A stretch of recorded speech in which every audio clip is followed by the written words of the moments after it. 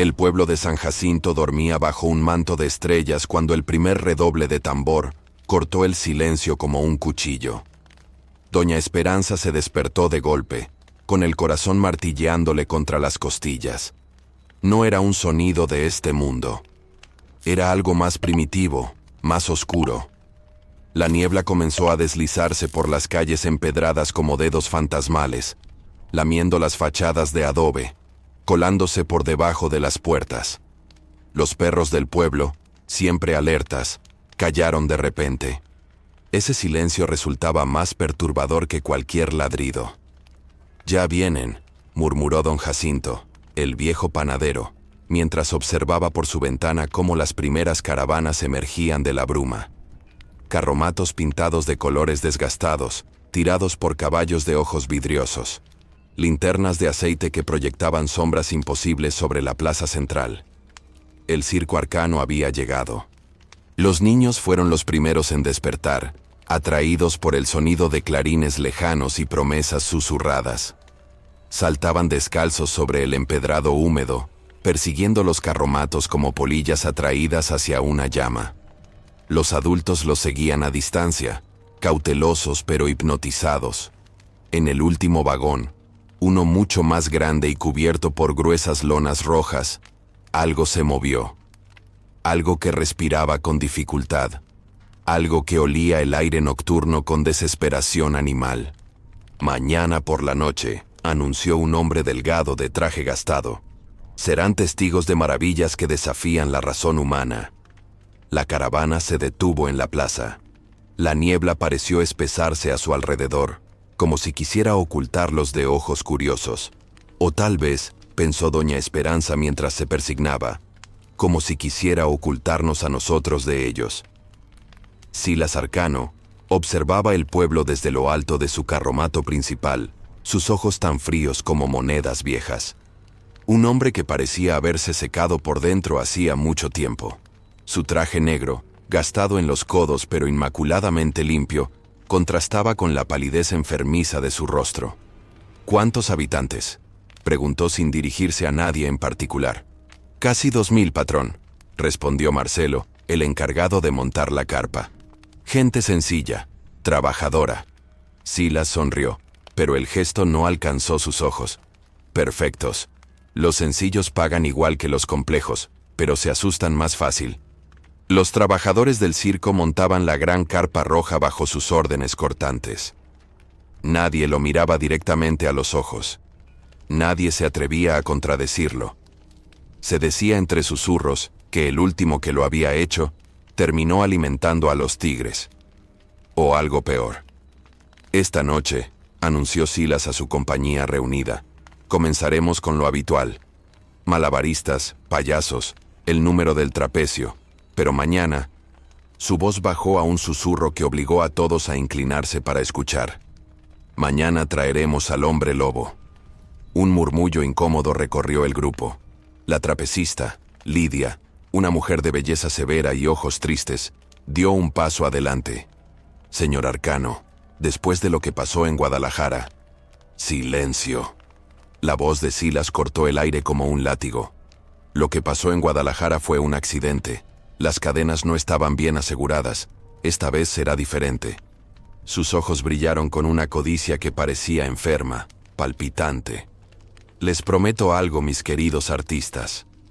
Cuando terminemos en San Jacinto, nadie volverá a dudar de la realidad de nuestros espectáculos. Nadie podrá decir que es solo un hombre disfrazado». Hizo un gesto hacia el carromato cubierto, donde algo arañaba la madera desde dentro. «Porque lo que tenemos ahí ni siquiera es un hombre». Al amanecer, San Jacinto despertó envuelto en imágenes perturbadoras. En cada pared, poste y árbol, había carteles clavados a toda prisa. Un hombre retorciéndose bajo la luz de la luna, su rostro a medio transformar entre humano y bestia, colmillos emergiendo de encías sangrantes, garras desgarrando su propia piel. Debajo, en letras rojas que parecían gotear: «El hombre lobo. La bestia que vive entre nosotros». Las madres cubrían los ojos de sus hijos al pasar junto a ellos. Los ancianos murmuraban viejas supersticiones, recordando historias que sus abuelos les contaban sobre criaturas que cazaban en noches de luna llena. «Es solo un truco», decía el alcalde en la cantina, su risa demasiado fuerte, demasiado forzada. Un hombre con pelo postizo y dientes falsos. Estos circos ambulantes siempre exageran para atraer público. Pero los perros del pueblo no paraban de aullar hacia la carpa roja que se alzaba en la plaza, sus lonas tremolando como la piel de un animal desollado. En el interior del circo, los preparativos continuaban. El mago Ernesto empacaba sus pertenencias con manos temblorosas. «Me voy», le dijo a Lidia mientras ella practicaba en el trapecio. «He visto lo que hay en esa jaula, y no es humano. No del todo». «Silas no te dejará ir», respondió ella, sus ojos fijos en un punto invisible por encima de las gradas vacías. «Prefiero que me persiga Silas a que me persiga esa cosa, cuando rompa sus cadenas. Y lo hará Lidia, lo veo en sus ojos, está esperando». Antes de que Lidia pudiera responder, la figura de Silas apareció entre las sombras. «¿Algún problema con nuestro espectáculo estelar, Ernesto?» El mago palideció. «No, señor arcano. Solo comentaba que...» Silas sonrió, colocando un brazo sobre los hombros del hombre tembloroso. «Ven conmigo. Quiero mostrarte algo que te hará cambiar de opinión». Mientras se alejaban hacia la jaula cubierta, Lidia juró escuchar un susurro, mitad gruñido, mitad súplica, que provenía del fondo de la carpa. El ensayo había terminado. Los acróbatas descansaban, los payasos se quitaban el maquillaje y los animales dormitaban en sus jaulas. Pero Lidia no podía dormir. Algo la atraía hacia el fondo de la carpa principal, donde la enorme jaula permanecía cubierta por gruesas lonas color sangre. Se deslizó entre las sombras, sus pies descalzos apenas tocando la tierra apisonada. El olor la golpeó mucho antes de llegar. Carne cruda, óxido de cadenas viejas y algo más primitivo, más salvaje. Un olor a bosque profundo y a tierra húmeda bajo garras. «¿Quién eres?», susurró, acercándose a la lona. No hubo respuesta, pero pudo escuchar una respiración pesada, irregular, como si algo luchara por contener su propia naturaleza. Con dedos temblorosos, Lidia levantó apenas una esquina de la lona. La oscuridad dentro era casi absoluta, pero entonces, dos ojos ambarinos se abrieron de golpe. No eran ojos humanos, pero tampoco completamente animales. Eran algo intermedio, algo atrapado entre dos mundos. La miraron fijamente, reconociéndola, estudiándola. «¿Te tienen prisionero?», preguntó ella, sorprendida por su propia valentía. Un gruñido bajo fue la única respuesta, seguido por el sonido metálico de cadenas arrastrándose por el suelo de la jaula. De repente, una mano, no del todo humana, con dedos demasiado largos y uñas que parecían garras afiladas, se extendió entre los barrotes, deteniendo su avance justo antes de tocarla. «Ayú-da-me», una voz rasposa, como si las cuerdas vocales estuvieran transformándose también. Lidia ahogó un grito y dejó caer la lona. Retrocedió tropezando con cubos de agua que usaban para los animales, derramando su contenido. «¿Qué haces aquí, niña bonita?». La voz de Gómez, el domador, la sobresaltó. «No deberías acercarte tanto, no cuando la luna está creciendo». «¿Qué le hacen a esa criatura?», preguntó Lidia temblando. Gómez miró hacia la jaula con una mezcla de miedo y repulsión. «Le damos lo que merece, y tú harías bien en mantenerte alejada. La luna llena es en 3 días». Las gradas del circo arcano estaban repletas. El pueblo entero había acudido, atraído por la promesa de ver maravillas jamás contempladas. El aire olía a palomitas, a sudor nervioso y a expectación. Silas Arcano apareció en el centro de la pista, su traje negro resplandeciente bajo las luces. Su sonrisa era amplia, pero sus ojos permanecían fríos como pozos en invierno. «Damas y caballeros de San Jacinto, les damos la bienvenida al espectáculo más asombroso que sus ojos contemplarán jamás».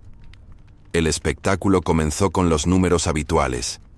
Malabaristas que desafiaban la gravedad, El payaso Rodolfo arrancando carcajadas con sus tropiezos ensayados, los hermanos Gómez caminando sobre la cuerda floja.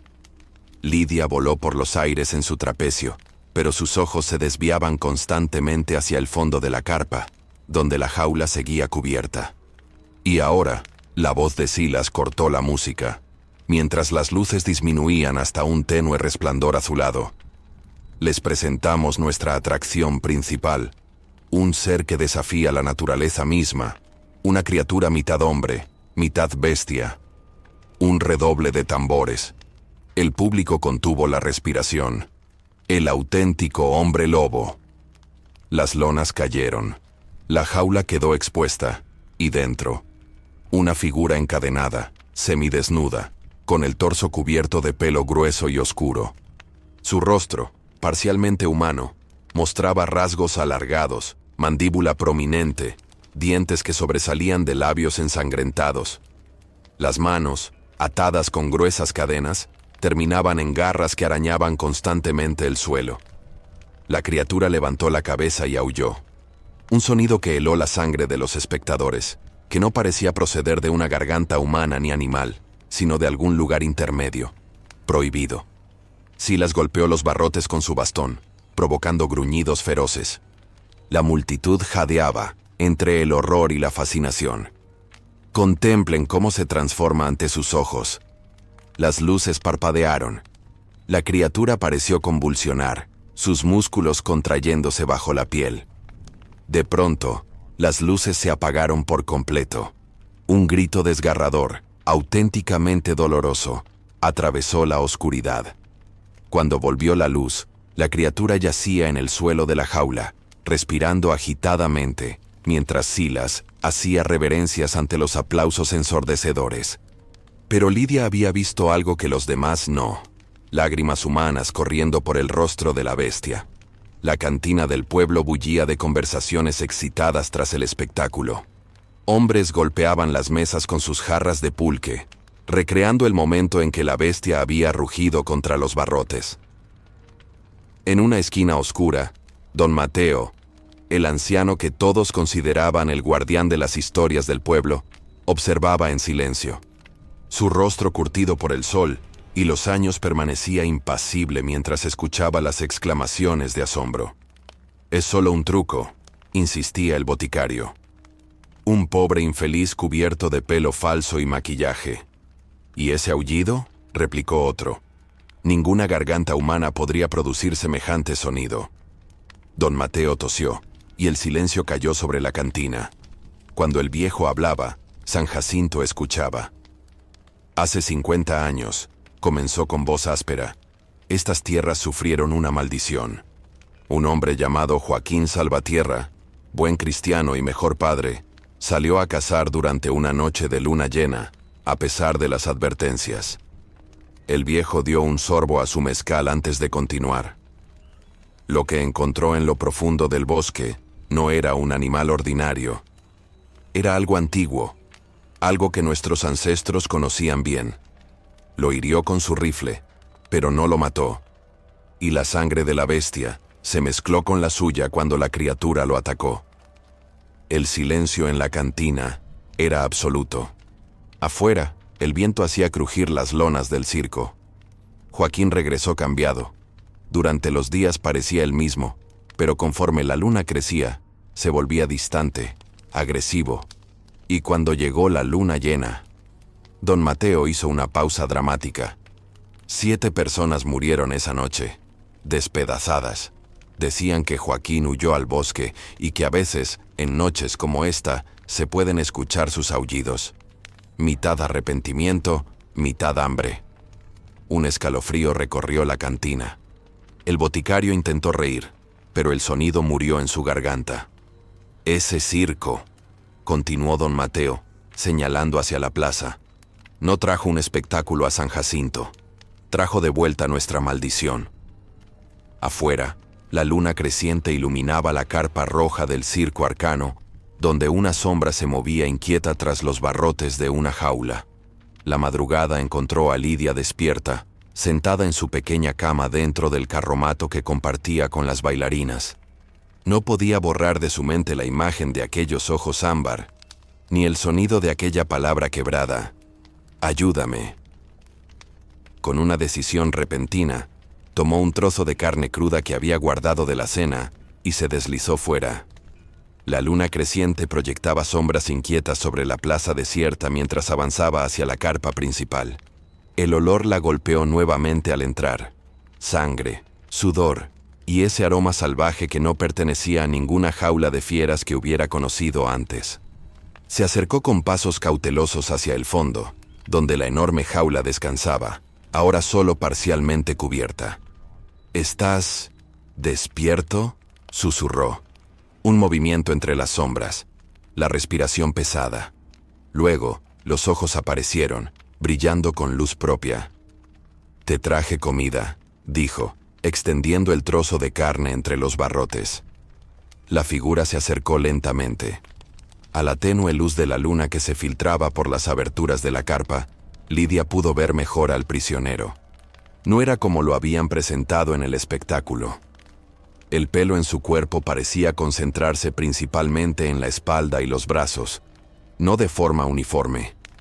Su rostro, aunque con rasgos alargados, era más humano de lo que aparentaba bajo las luces del espectáculo. Los dedos, demasiado largos, terminados en uñas gruesas y oscuras que parecían garras, tomaron la carne con una delicadeza sorprendente. «Gracias», dijo una voz ronca pero indudablemente humana. Lidia contuvo el aliento. «¿Puedes hablar? ¿Quién eres? ¿Cómo te llamas?» Los ojos ámbar la estudiaron por un largo momento. «Ya, no recuerdo mi nombre», respondió finalmente. «Él me llama Bestia o Monstruo». «Silas», dijo Lidia, con desprecio en la voz. El prisionero asintió levemente y, al hacerlo, la luz reveló cicatrices antiguas que recorrían su torso. Marcas de látigo, quemaduras y algo más perturbador, lo que parecían ser incisiones quirúrgicas. «¿Qué te ha hecho?», preguntó Lidia, horrorizada.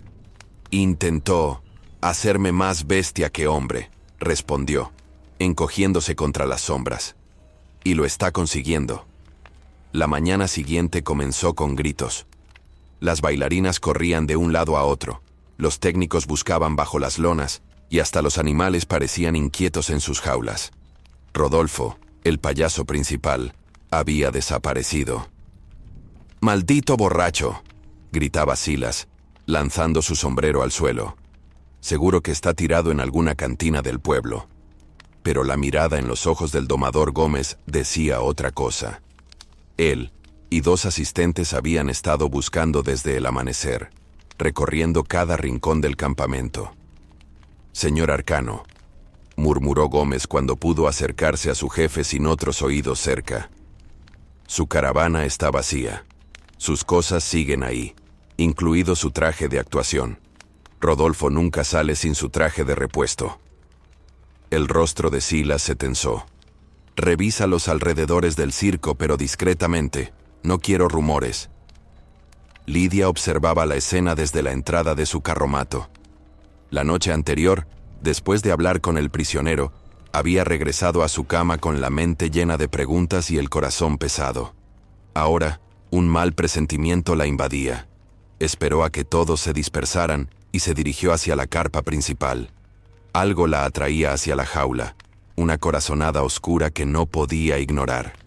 Al acercarse, notó que las lonas estaban perfectamente colocadas, más ordenadas que la noche anterior. Silas había estado allí, arreglando la exhibición para el espectáculo de esa noche. Fue entonces cuando lo vio. Un zapato. Un enorme zapato de payaso asomaba bajo la esquina de la lona, a pocos pasos de la jaula. Se acercó y lo recogió con manos temblorosas. La suela estaba empapada en un líquido espeso y oscuro, que aún no se había secado del todo. Sangre. «Parece que nuestro amigo tuvo hambre anoche». La voz de Silas a sus espaldas la hizo dar un respingo. No lo había oído acercarse. «No fue él», dijo Lidia, irguiéndose para enfrentarlo. «Está encadenado. No puede alcanzar nada fuera de la jaula». «¿No puede?». Silas sonrió, mostrando dientes demasiado blancos, demasiado perfectos. ¿Estás segura, querida? Las cadenas son para el público. Lo que realmente lo contiene son otras medidas. Tomó el zapato de las manos de Lidia y lo arrojó lejos. Esta noche daremos una función especial, anunció. El hombre lobo parece más enérgico cuando está bien alimentado. La función de esa noche había sido aún más exitosa que la anterior. El rumor de un payaso desaparecido se había extendido por el pueblo, añadiendo un elemento de peligro real que atraía a más espectadores. La bestia había rugido con más fuerza, se había lanzado contra los barrotes con mayor violencia, y la gente juraba que sus rasgos parecían cambiar bajo la luz de los reflectores. Pasada la medianoche, cuando el último espectador abandonó la carpa, un silencio inquietante se apoderó del circo arcano. Los artistas se retiraron a sus carromatos, evitando miradas, evitando preguntas. Nadie quería saber demasiado. Lidia no podía dormir. Se levantó y salió a caminar, aprovechando que la luna, casi llena ya, iluminaba el campamento con una luz plateada y fría. Fue entonces cuando lo escuchó. Un sonido metálico, como de cadenas arrastrándose, proveniente de la carpa principal. En contra de todo instinto de supervivencia se acercó. La entrada estaba cerrada, pero encontró una abertura entre las lonas por donde deslizarse al interior. La jaula seguía en su sitio, pero algo había cambiado. Las cadenas que sujetaban al prisionero se movían solas, serpenteando por el suelo como si tuvieran vida propia. No había nadie dentro. ¿Dónde? Comenzó a susurrar, cuando un ruido sobre su cabeza la hizo mirar hacia arriba. Allí, aferrado a las estructuras metálicas que sostenían la carpa, estaba él. Su cuerpo contorsionado de una forma imposible para la anatomía humana. Sus extremidades demasiado largas, demasiado flexibles. Sus ojos brillaban en la oscuridad mientras la observaba. «Deberías irte», gruñó con voz entrecortada. «No puedo controlarme por mucho tiempo». «Las cadenas», dijo ella. «¿Cómo? No son las cadenas lo que me ata», respondió, descendiendo por las estructuras con movimientos que recordaban más a una araña que a un hombre o un lobo. «Es algo más profundo, algo que él me hizo». Al llegar al suelo, Lidia pudo ver que sus uñas, ahora verdaderas garras, habían dejado profundos surcos en los soportes metálicos. El metal estaba arañado como si fuera mantequilla.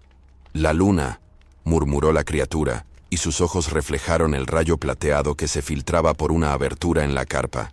«Está casi completa, y cuando lo esté...»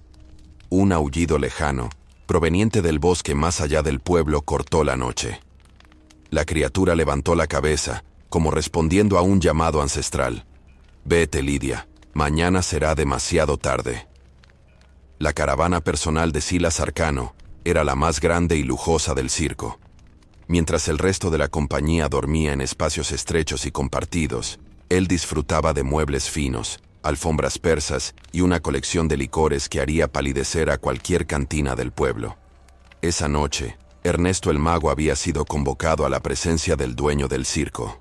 Temblando, golpeó 3 veces la puerta tallada. «¡Adelante!». La voz de Silas sonaba extrañamente serena. El interior estaba iluminado únicamente por velas de cera negra. El olor a incienso era tan denso que Ernesto tuvo que contener la tos. Silas estaba sentado tras un escritorio de caoba, hojeando un libro antiguo encuadernado en cuero oscuro. «Ah, Ernesto, mi fiel ilusionista, el único que conoce la diferencia entre los trucos y la auténtica magia». El mago se mantuvo en silencio, esperando. Sabía que cualquier palabra podría ser la equivocada. «¿Sabes cómo conseguí nuestra atracción principal?», preguntó Silas, cerrando el libro con suavidad.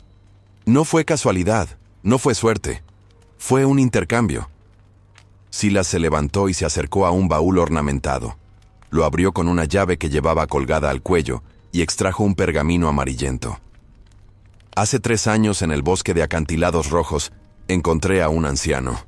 Un brujo, dirían algunos. Un demonio, dirían otros. Me prometió fortuna y fama si le traía cierta criatura que habitaba en esas montañas». Silas desplegó el pergamino sobre el escritorio.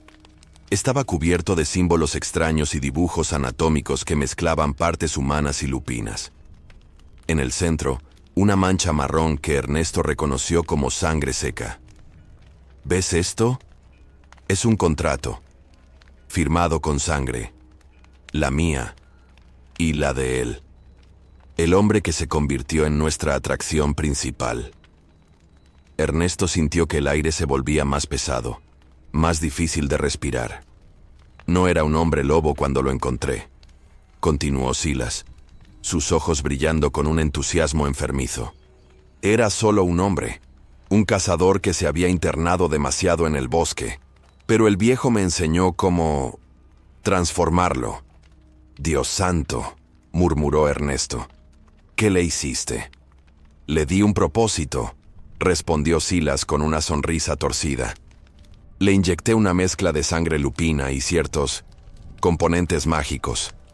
Al principio solo tenía espasmos, fiebres. Luego comenzaron los cambios físicos, las uñas, los dientes, el pelo. Y finalmente, bajo la luna llena, la primera transformación completa. Silas guardó el pergamino y tomó una copa de vino tinto, tan oscuro que parecía sangre. Mañana es luna llena, Ernesto, y tengo planes especiales, un espectáculo como nunca se ha visto, sin jaulas, sin cadenas. Pero eso sería un suicidio, protestó el mago. Si esa cosa se libera... No te preocupes, lo interrumpió Silas. El contrato lo ata más que cualquier cadena física. Su voluntad me pertenece, aunque él aún no lo sabe. En la sombra de la caravana, escuchando a través de una rendija en la ventana, Lidia se cubrió la boca para no gritar. Ahora lo entendía todo, y tenía que actuar antes de que fuera demasiado tarde. El amanecer trajo consigo un aire denso, cargado de presagios. Los animales del circo estaban inquietos. Los caballos relinchaban y coceaban sus compartimentos. Los tigres rugían sin cesar, y hasta las palomas del mago se negaban a salir de sus jaulas. Lidia observaba el cielo desde la entrada de su carromato. Ni una sola nube.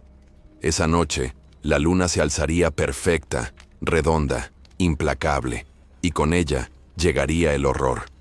«Atención, compañía». La voz de Silas resonó por todo el campamento. Los artistas, técnicos y trabajadores se reunieron a su alrededor. Nadie se atrevía a mencionar las dos desapariciones.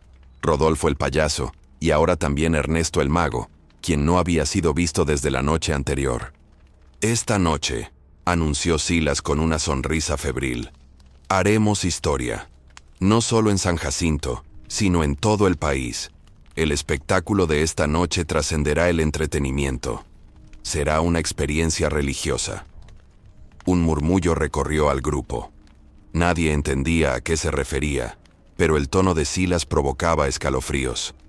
Nuestra atracción principal se presentará de una forma nunca antes vista, sin jaula, sin cadenas. El pánico fue inmediato. Gritos de protesta, rostros desencajados por el miedo. Gómez, el domador, dio un paso al frente. «Señor Arcano, eso es imposible. Después de lo que pasó en Guadalajara». «Silencio», rugió Silas. «Lo de Guadalajara fue un incidente porque no estábamos preparados. Esta vez es diferente. Esta vez tengo el control absoluto». Lidia lo miraba fijamente, recordando la conversación que había escuchado la noche anterior. El contrato de sangre, la transformación forzada, el horror calculado. En el pueblo, el ambiente también había cambiado. Los perros aullaban sin cesar, los gatos se escondían, y los ancianos aseguraban sus puertas con cruces y ramos de hierbas protectoras. Don Mateo, el contador de historias, había repartido amuletos de plata entre los habitantes. «Esta noche», murmuraba a quien quisiera escuchar, «la maldición despertará por completo, y solo la plata y la fe podrán protegernos». Mientras tanto, en la carpa principal, Silas contemplaba la jaula cubierta. Dentro, la criatura parecía más agitada que nunca. Su respiración era irregular, sus movimientos espasmódicos. La transformación ya había comenzado, horas antes de que la luna se alzara. Paciencia, mi pequeña fortuna, susurró Silas. Esta noche, todos verán tu verdadera naturaleza. La carpa del circo arcano resplandecía bajo la noche estrellada, sus luces coloreadas proyectándose hacia el cielo como una plegaria invertida. Dentro, no cabía un alma más. El pueblo entero se había congregado, atraído por rumores de un espectáculo sin precedentes. Incluso los escépticos habían acudido, ansiosos por demostrar que todo era un elaborado engaño. La función comenzó con los números habituales, pero todo parecía una mera formalidad, un preludio para lo que todos esperaban. Las bailarinas danzaron, los acróbatas volaron, pero los ojos del público se desviaban constantemente hacia el fondo de la carpa, donde la enorme jaula cubierta esperaba. Finalmente, los tambores comenzaron a redoblar. Las luces se atenuaron hasta convertirse en un tenue resplandor azulado, y Silas Arcano apareció en el centro de la pista, vestido con un traje rojo sangre. «Habitantes de San Jacinto». Su voz resonaba potente, casi sobrenatural. Esta noche serán testigos de un milagro de la naturaleza. La transformación completa de un hombre en bestia. Con un gesto teatral, señaló hacia la gran entrada de la carpa. Las cortinas se abrieron y dos forzudos arrastraron la jaula descubierta hasta el centro. Dentro, encadenado de pies y manos, estaba el prisionero. Pero algo era diferente. Su piel brillaba con sudor, sus músculos se contraían involuntariamente bajo la piel, y sus ojos habían cambiado por completo, ahora totalmente amarillos, sin iris ni pupila visible. «Contemplen», gritó Silas. «Bajo la luz de la luna llena, la naturaleza bestial emerge». Un ayudante tiró de una cuerda, y una sección de la lona del techo se abrió, permitiendo que un rayo perfecto de luz lunar cayera directamente sobre la jaula. La reacción fue inmediata. El prisionero comenzó a convulsionar violentamente. Un sonido horripilante emergió de su garganta, mitad grito humano, mitad aullido animal. Sus manos se crisparon, las uñas alargándose visiblemente, convirtiéndose en garras afiladas. «Dios mío, es real», gritó alguien entre el público. El horror y la fascinación mantenían a todos inmóviles mientras presenciaban lo imposible. La piel del prisionero pareció desgarrarse en ciertos puntos, revelando un pelaje denso y oscuro que emergía desde dentro. Sus dientes crecieron, deformando su mandíbula en un hocico alargado. Los huesos crujían audiblemente mientras se reacomodaban bajo la carne. «Y ahora», anunció Silas con voz triunfal, «el momento que han estado esperando». Con otro gesto dramático, sacó una llave de su bolsillo y se acercó a la jaula. «Silas». «No», susurró Lidia desde su posición entre bastidores. Pero era tarde. La cerradura hizo clic, y la puerta de la jaula se abrió de par en par. La criatura, ya apenas reconocible como humana, quedó inmóvil por un instante. Y luego, con un rugido que heló la sangre de todos los presentes, se lanzó hacia la libertad. El caos se desató como una tormenta. El primer salto de la criatura llevó sus fauces directamente a la garganta de Silas Arcano. El dueño del circo apenas tuvo tiempo de levantar un brazo en defensa, que fue arrancado con un crujido espantoso de tendones y huesos. La sangre salpicó las primeras filas. El grito de Silas, agudo y desesperado, fue el detonante para el pánico colectivo. La multitud se levantó como una sola entidad y corrió hacia las salidas, aplastándose unos contra otros, pisoteando a los caídos, arrastrados por un terror primario que anulaba cualquier rastro de humanidad. «Es el castigo divino», gritaba una mujer mientras arrastraba a sus hijos hacia la salida. «La maldición ha vuelto». La bestia, aún con restos de cadenas colgando de sus extremidades, se erguía sobre sus patas traseras, alcanzando más de 2 metros de altura. Su pelaje negro brillaba bajo las luces del circo, sus garras relucían ensangrentadas, y sus fauces, abiertas en un rugido perpetuo, mostraban colmillos diseñados para desgarrar carne. Silas se arrastraba por el suelo del picadero, dejando un rastro carmesí a su paso. «El contrato», balbuceaba, «el contrato te ata a mí. No puedes». La criatura lo alcanzó con 2 zancadas y lo levantó como si fuera un muñeco de trapo. Sus ojos se encontraron, los de Silas, desorbitados por el terror, los de la bestia, ardiendo con un odio ancestral. «El contrato», susurró la bestia con una voz gutural que conservaba un eco humano, «se rompe con la sangre del que lo firmó». Y con un movimiento brutal, sus garras se hundieron en el pecho de Silas, buscando el corazón. El grito del dueño del circo quedó ahogado en un borbotón de sangre oscura. Mientras tanto, Lidia corría entre el caos, esquivando cuerpos, buscando una salida. No por miedo a la bestia, sino por lo que venía después. Había visto la mirada en esos ojos ambarinos. El hombre dentro del monstruo había desaparecido por completo, consumido por la transformación. Las luces comenzaron a parpadear cuando alguien, en su desesperación, derribó uno de los generadores.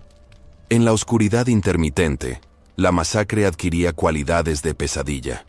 Fragmentos de horror iluminados por instantes, seguidos por una oscuridad donde solo se escuchaban gritos, gruñidos y el sonido húmedo de la carne al desgarrarse. Gómez, el domador, intentó enfrentar a la criatura con su látigo y su pistola. El disparo resonó dentro de la carpa, pero la bala apenas pareció irritar a la bestia. Con un zarpazo, el domador quedó reducido a un montón de carne irreconocible. Lidia alcanzó por fin una de las salidas laterales y se precipitó hacia el exterior. La luna llena brillaba impasible sobre el campamento, bañando todo con una luz plateada que convertía la sangre en tinta negra. Un aullido victorioso surgió del interior de la carpa. La caza había comenzado. Las lámparas de aceite cayeron en la estampida, derramando su contenido inflamable sobre las lonas resecas.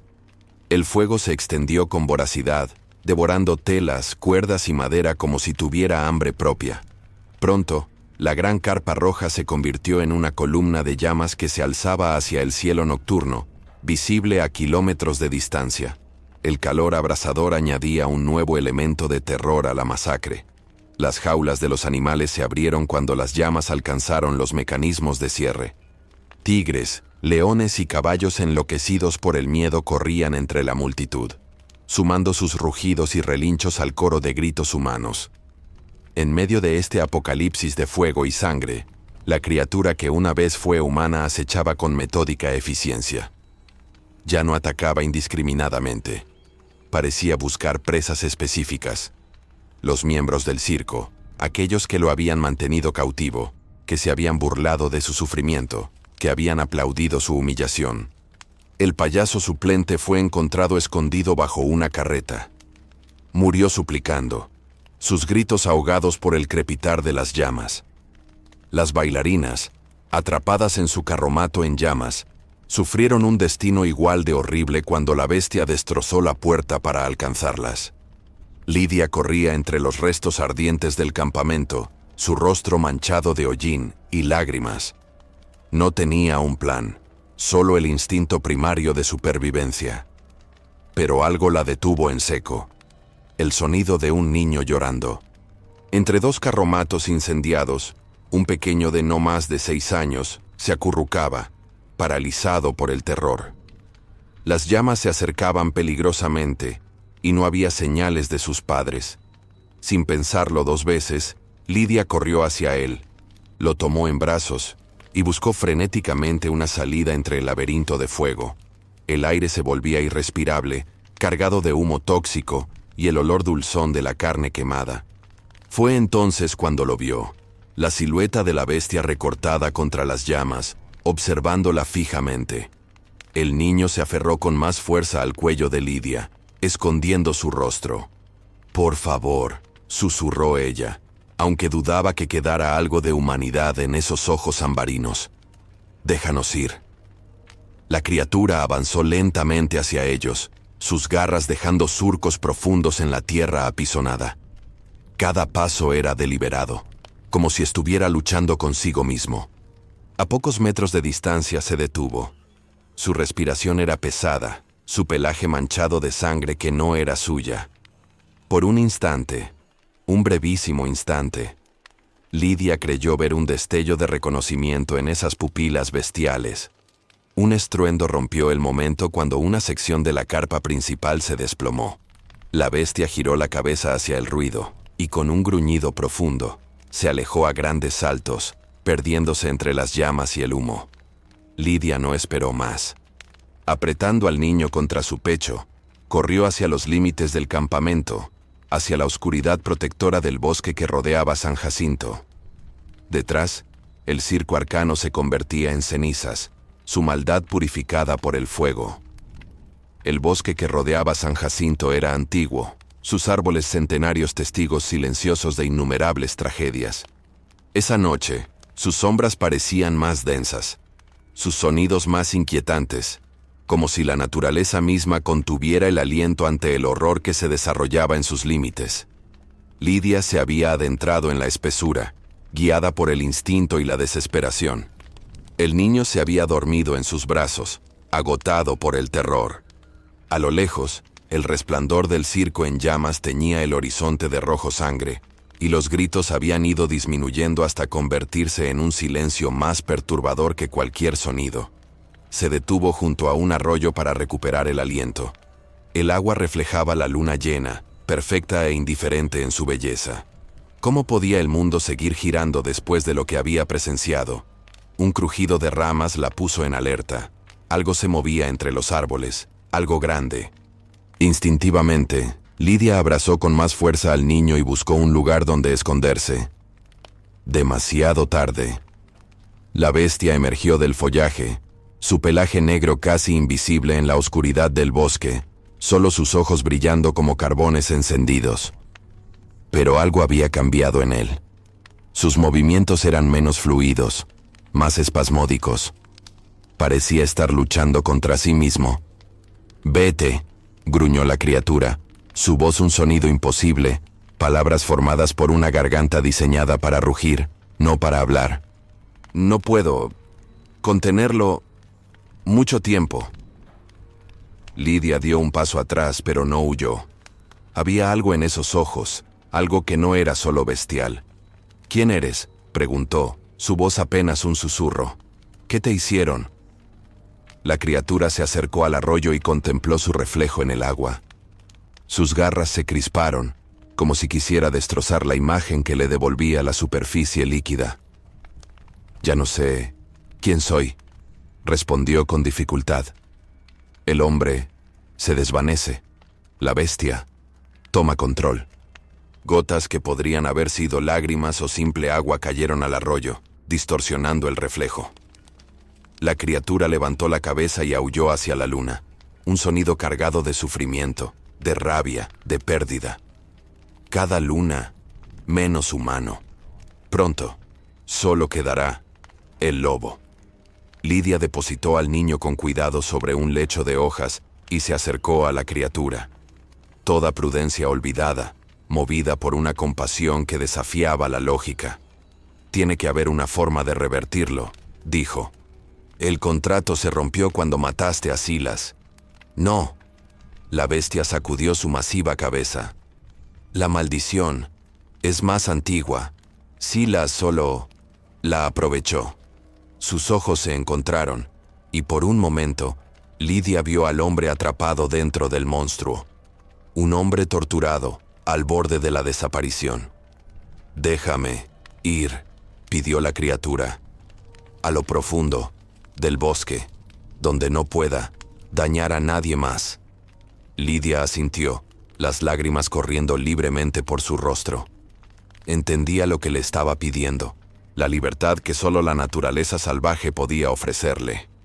«Ve», susurró. «Sé libre». La criatura la miró por última vez, con una mezcla de gratitud y tristeza infinita.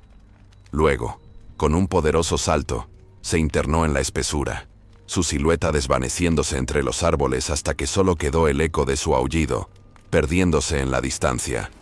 3 días después de la masacre, las autoridades finalmente llegaron a San Jacinto. Un destacamento de rurales a caballo, seguido por un médico de la capital y un representante del gobierno estatal. Demasiado tarde para hacer nada útil, demasiado tarde para salvar vidas.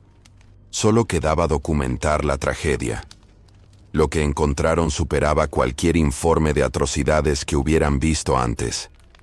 Donde una vez se alzó el circo arcano, solo quedaban esqueletos retorcidos de metal y lonas carbonizadas que se agitaban con la brisa como fantasmas inquietos.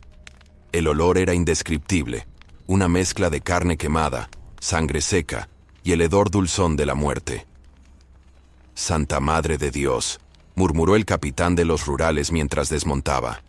Un soldado veterano que había visto combates y ejecuciones, ahora pálido, ante el espectáculo de devastación. Los cuerpos, o lo que quedaba de ellos, estaban dispersos por todo el recinto. Algunos carbonizados más allá del reconocimiento, otros despedazados de formas que ningún animal conocido podría lograr. Extremidades separadas limpiamente del tronco. Cabezas arrancadas con fuerza sobrehumana. ¿Qué demonios pasó aquí?, preguntó el representante del gobierno, cubriéndose la nariz con un pañuelo perfumado. Nadie en el pueblo quería hablar. Las puertas permanecían cerradas, las ventanas tapiadas. El terror persistía, como si la presencia de la bestia aún se sintiera en el aire. Finalmente, el alcalde accedió a recibirlos en su despacho. Un hombre que había envejecido 10 años en 3 días, con ojos hundidos por el insomnio y manos que no dejaban de temblar. Fue el espectáculo, explicó con voz quebrada. El hombre lobo. Pero no era un actor, no era un truco, era real. Los oficiales intercambiaron miradas escépticas. Claro que sería un tigre escapado, un incendio accidental, alguna explicación racional. Sé lo que están pensando, continuó el alcalde. Pero yo estaba allí. Lo vi transformarse bajo la luna llena. Vi cómo destrozaba a Silas Arcano y luego comenzó la cacería. El médico se aclaró la garganta. Señor alcalde, el shock puede causar alucinaciones. Quizás... ¿Alucinaciones colectivas?, interrumpió el alcalde. Pregunte a cualquiera que sobrevivió. Todos vieron lo mismo. Los investigadores pasaron el resto del día documentando la escena, recogiendo testimonios fragmentados, tratando de reconstruir una versión coherente de los hechos. Una tarea imposible. Lo más inquietante fue lo que no encontraron. Ni un solo cuerpo intacto. Como si la criatura hubiera seleccionado cuidadosamente a sus víctimas, ensañándose particularmente con los miembros del circo. Y en el límite del campamento, un rastro. Enormes huellas de un animal desconocido, mezcladas con pisadas humanas que gradualmente se transformaban, hundiéndose más profundamente en el barro, alargándose hasta convertirse en algo que ya no era humano. Un rastro que conducía directamente hacia el corazón del bosque. Una semana después de la tragedia, la vida en San Jacinto intentaba regresar a una frágil normalidad. Las cenizas del circo habían sido retiradas, los cuerpos, o lo que quedaba de ellos, enterrados en una fosa común en el cementerio local. Nadie reclamó los restos. El pueblo quería olvidar. Pero el bosque no olvida. Y lo que el bosque acoge, lo transforma. Vicente Gallardo, el cazador más experimentado del pueblo, se adentró en la espesura al amanecer. Llevaba su rifle, cuchillos de plata que había mandado hacer específicamente para esta cacería, y una determinación nacida del miedo. Su hijo había estado entre los espectadores aquella noche. No había regresado a casa. Las huellas eran inconfundibles una vez que se sabía qué buscar. Más grandes que las de un lobo normal, con una distribución de peso que sugería que la criatura podía caminar tanto a 4 patas como erguida. Vicente la siguió durante horas, adentrándose en partes del bosque donde nunca antes había estado, donde la vegetación crecía densa y oscura, negando el paso del sol. A mediodía, encontró los primeros indicios perturbadores. Marcas de garras en los troncos de los árboles, a una altura imposible para cualquier animal conocido. Luego, restos de presas, un venado despedazado con precisión quirúrgica, sus órganos extraídos y colocados en un patrón que parecía casi ritual. No es solo un animal, murmuró para sí mismo. Hay algo más, algo que piensa. El instinto le gritaba que diera media vuelta, que regresara al pueblo mientras aún podía. Pero el recuerdo de su hijo lo empujaba a continuar. A media tarde, el bosque enmudeció. Ni cantos de pájaros, ni zumbidos de insectos. Solo un silencio opresivo que parecía tener peso propio. Y entonces lo sintió. Estaba siendo observado. No desde un punto específico, sino desde todas partes a la vez, como si el bosque mismo se hubiera convertido en ojos. «¡Muéstrate!», gritó, girando sobre sí mismo con el rifle preparado. «Sé que estás ahí». Su voz sonó débil, absorbida por la espesura. La respuesta fue un gruñido bajo, apenas audible, que parecía venir de ninguna parte y de todas partes a la vez. Vicente disparó hacia un movimiento entre los arbustos. La detonación resonó como un trueno en el silencio antinatural, pero solo consiguió matar a un arbusto inocente. Fue cuando bajó el arma para recargar cuando lo vio. Una silueta entre los árboles. No totalmente animal, no totalmente humana. Observándolo con ojos que brillaban con inteligencia y hambre. «Te estaba esperando», dijo una voz rasposa, inhumana. Vicente levantó el rifle, pero sus manos temblaban demasiado para apuntar correctamente. «Mi hijo», logró articular. «¿Qué le hiciste a mi hijo?». La silueta avanzó un paso, su forma cambiando sutilmente, como si la transición entre hombre y bestia fuera un estado fluido, constante. «Tu hijo vive», respondió la criatura, «pero ha cambiado, como yo cambié, como todos cambiarán». Vicente no entendía, no quería entender. Solo sabía que tenía que destruir a esta abominación. Disparó nuevamente. Esta vez la bala encontró su objetivo, pero la criatura apenas se inmutó. La herida en su hombro sangró por un instante, luego comenzó a cerrarse ante los ojos incrédulos del cazador. «Las balas normales no sirven», dijo la bestia, avanzando lentamente. «La plata funcionaría mejor, pero no has tenido tiempo de cargarla, ¿verdad?». Vicente dejó caer el rifle y desenfundó su cuchillo de plata. Era su última esperanza. «¿Dónde está mi hijo?», exigió, la voz quebrada por el miedo y la rabia. La criatura se detuvo a pocos metros de distancia. Por un instante, su forma pareció fluctuar, y Vicente pudo ver brevemente al hombre atrapado dentro de la bestia. Ojos humanos llenos de un dolor infinito. «Tu hijo está transformándose», respondió.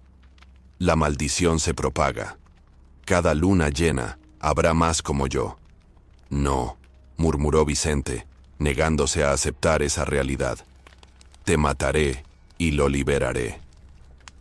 La criatura emitió un sonido que podría haber sido una risa o un gruñido. «Matar al portador no detiene la maldición, solo la esparce más rápido. Por cada uno que cae, 2 más se levantan». Vicente se lanzó hacia adelante con el cuchillo, impulsado por la desesperación. La criatura lo esquivó con facilidad sobrenatural, y con un rápido movimiento, lo desarmó. El cuchillo de plata se perdió entre la hojarasca. «Regresa al pueblo», dijo la criatura, retrocediendo hacia las sombras del bosque. «Advierte a todos. La próxima luna llena, no estaré solo en mi cacería». Antes de que Vicente pudiera responder, la criatura desapareció entre la espesura, dejando solo el eco de un aullido que parecía vibrar con anticipación y hambre. El cazador recogió su cuchillo con manos temblorosas y miró hacia el cielo. Faltaban 3 semanas para la próxima luna llena. 3 semanas para prepararse para lo que vendría. O 3 semanas para huir lo más lejos posible. Lo que no sabía era que ya llevaba la semilla de la maldición en su interior, a través de un simple arañazo en su antebrazo que comenzaba a arder con un fuego helado. Los investigadores continuaban recorriendo las ruinas del circo, buscando pistas, tratando de construir una explicación que pudieran incluir en sus informes oficiales. Una explicación que no mencionara criaturas sobrenaturales ni maldiciones ancestrales. El sargento Morales, un hombre pragmático que había servido en la revolución, levantó una lona quemada y descubrió los restos de un carromato que había resistido parcialmente al incendio. En su interior, entre colchones chamuscados y espejos rotos, Encontró un pequeño libro encuadernado en cuero. Un diario, murmuró, pasando las páginas con cuidado. La mayoría estaban manchadas de ceniza o sangre seca, pero algunas secciones seguían siendo legibles. De una tal Lidia, la trapecista. Los primeros fragmentos eran mundanos. Quejas sobre las condiciones del circo, observaciones sobre otros artistas, pequeños sueños de una vida normal lejos de la carpa. Pero a medida que avanzaba, el tono cambiaba. Las anotaciones se volvían más oscuras, más urgentes. 18 de julio. Silas trajo una nueva atracción hoy. Está en una jaula cubierta. Ninguno tenemos permitido acercarnos. Escucho ruidos por la noche. No son de animal ni de hombre. 22 de julio. Ernesto vio lo que hay en la jaula. Dice que Silas está loco, que todos estamos en peligro. No quiere hablar más del tema. 30 de julio. Los gruñidos son cada vez más fuertes. Anoche me acerqué. Vi sus ojos a través de la lona. Me miró como si me conociera, como si entendiera. No es un animal. O no completamente. Las páginas siguientes estaban demasiado dañadas para ser legibles. Morales pasó rápidamente hasta encontrar otra sección intacta. 15 de agosto. Lo alimentan con carne cruda.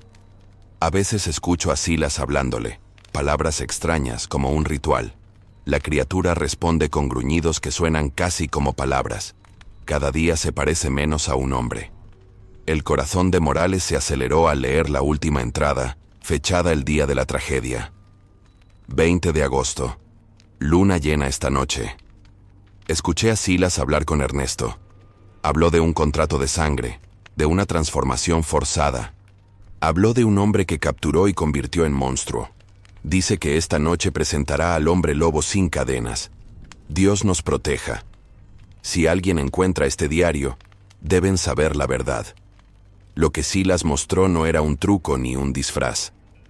Era una maldición antigua que él despertó y alimentó. Y ahora esa maldición está libre.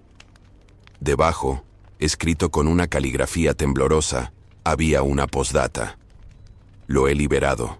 Me reconoció en el bosque. Aún queda algo de humanidad en sus ojos, pero se desvanece rápidamente. Dijo que la maldición se propaga como enfermedad. La próxima luna llena traerá nuevos horrores. Abandono San Jacinto esta noche. Si eres inteligente, harás lo mismo. Morales cerró el diario lentamente. El racionalismo que lo había acompañado toda su vida se enfrentaba ahora a un abismo de posibilidades aterradoras. ¿Encontró algo, sargento?, preguntó el médico, acercándose. Morales dudó un instante. Luego guardó el diario en su chaqueta. Nada importante, doctor. Solo basura. Algunos horrores eran demasiado grandes para ser compartidos. Algunas verdades, demasiado oscuras para los informes oficiales. 2 semanas después de la masacre del circo, San Jacinto se preparaba para el atardecer con un ritual que se había vuelto habitual. Puertas trancadas, ventanas cubiertas con tablones, cruces de plata y ramos de hierbas protectoras colgados en cada entrada. Nadie se atrevía a mencionar lo que todos temían. La noche pertenecía a algo más antiguo que ellos. El Padre Domingo, quien había pasado días rezando sin descanso, organizaba ahora una procesión diaria alrededor del pueblo. Los fieles caminaban con velas encendidas, recitando oraciones que se mezclaban con viejos conjuros paganos que nadie recordaba haber aprendido, pero que todos parecían conocer. En la plaza central, don Mateo dirigía otro tipo de preparación. Bajo su supervisión, los hombres fundían la plata familiar, cubiertos, monedas, joyería, para crear balas y cuchillos. La plata penetra su piel, explicaba el anciano, y el fuego purifica su carne. Si vienen, estaremos listos. Pero las mayores preocupaciones comenzaron al anochecer. Todos los perros del pueblo, desde los feroces guardianes hasta los diminutos chihuahuas, se reunían en las calles y aullaban en perfecta sincronía, sus hocicos apuntando hacia la luna creciente. Un coro canino que helaba la sangre, como si respondieran a un llamado que los humanos no podían escuchar. Es como si estuvieran hablando con algo, comentó la señora Jiménez, mientras observaba a su fiel pastor alemán, antes tan dócil, ahora aullando con ojos vidriosos, inmune a sus llamados. Los niños fueron los siguientes en notar los cambios. La pequeña María, de apenas 8 años, despertó gritando a sus padres que había visto a un artista peludo en el tejado de la casa vecina. El hijo de los Ramírez juró que algo con ojos brillantes como monedas de oro lo miraba desde la ventana de su habitación. Vicente Gallardo, el cazador, no había regresado a su hogar desde su expedición al bosque. Su esposa reportó su desaparición, pero nadie se atrevió a formar un grupo de búsqueda.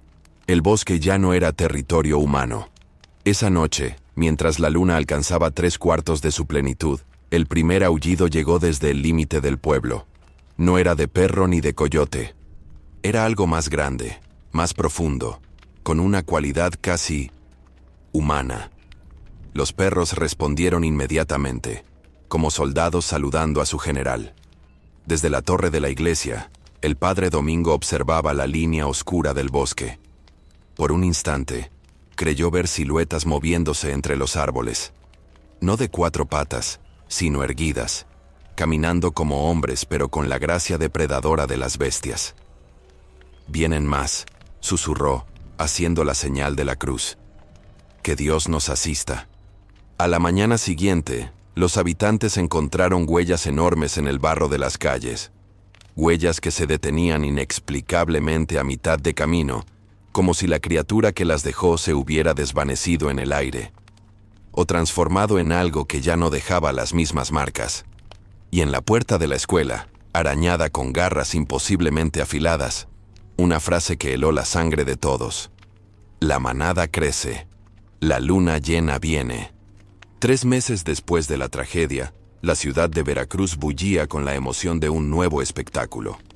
Carteles coloridos anunciaban la llegada del Gran Circo Lunar, promocionando acróbatas extraordinarios, fieras exóticas y una atracción especial: el increíble hombre lobo, un espectáculo de transformación nunca antes visto. Las familias hacían fila para comprar boletos. Los niños saltaban de emoción. Los adultos comentaban entre susurros sobre los rumores que habían escuchado. Que el espectáculo era tan realista que varios espectadores habían desmayado en funciones anteriores. El nuevo dueño del circo, un tal señor Valdés, supervisaba los preparativos desde la entrada de la carpa principal, un hombre de rostro afilado y ojos calculadores que, si uno miraba con atención, parecía ligeramente familiar, como si fuera un pariente lejano de Silas Arcano, aunque nadie en esta ciudad conocía ese nombre. «¿Todo listo para esta noche?», preguntó a su capataz. «Sí, señor.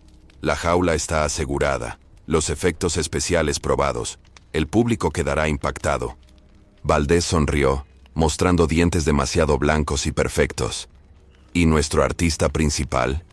«Alimentado y sedado, señor», como ordenó.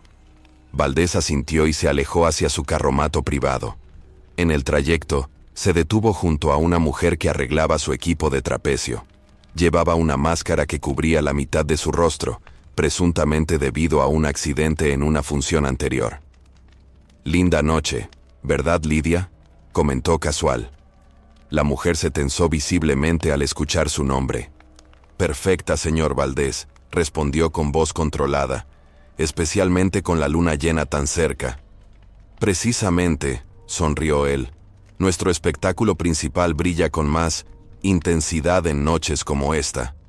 Cuando Valdés se alejó, Lidia miró hacia el fondo de la carpa, donde una enorme jaula permanecía cubierta por lonas negras. A diferencia de la antigua jaula roja del circo Arcano, esta tenía refuerzos de plata y símbolos extraños grabados en sus barrotes. Se acercó sigilosamente y levantó un borde de la lona. En el interior, un hombre encadenado levantó la mirada. Sus ojos ya no eran completamente humanos, pero tampoco totalmente bestiales. Se encontraban en un estado intermedio perpetuo, como si la transformación estuviera congelada a medio camino. «Lo siento», susurró ella. «Intenté liberarte». «Ya. Es tarde», respondió él con voz ronca. «La maldición se ha multiplicado». «¿Qué quieres decir?». En San Jacinto, la infección se propagó. Ahora somos muchos, una manada. Un escalofrío recorrió la espalda de Lidia. ¿Y Valdés? ¿Cómo sobrevivió? Los ojos ambarinos del prisionero reflejaron un destello de reconocimiento. No es Valdés, es Silas, parte de él, sobrevivió en mí.